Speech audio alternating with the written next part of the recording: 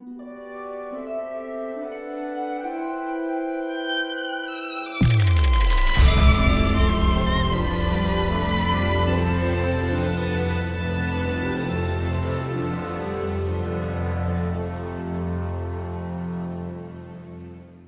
forever grateful that you have been a mother not only to our family, into the ministry, but to all who need love, support, and help nationwide and worldwide.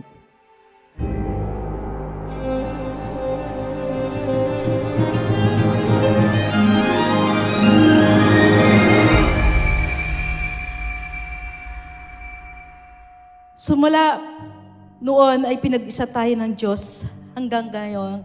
Ako'y muling mangangako sa harapan ng ating Diyos, sa ating mga anak, at sa lahat ng mga tao na nakapaligid sa atin, na mamahalin kita ng higit pa kaysa dati. Maging katuwang mo ko sa tungkuling pinagkatiwala ng Diyos sa buhay mo, sa pamamagitan ng kapangyarihan ng Espiritu Santo sa Panginoong Hesukristo.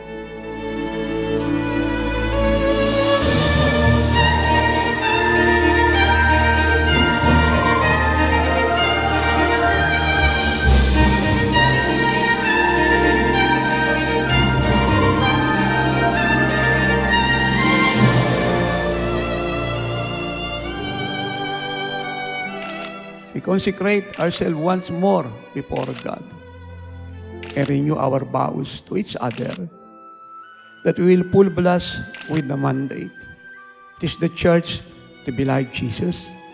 Make this nation a nation of God. Save billions of souls worldwide and finish the will of the Father as He promised us. Saan man tayo pumunta, saan man tayo tumayo, it is not us. It's Christ. Thank you for being my partner in fulfilling God's will. I love you so much.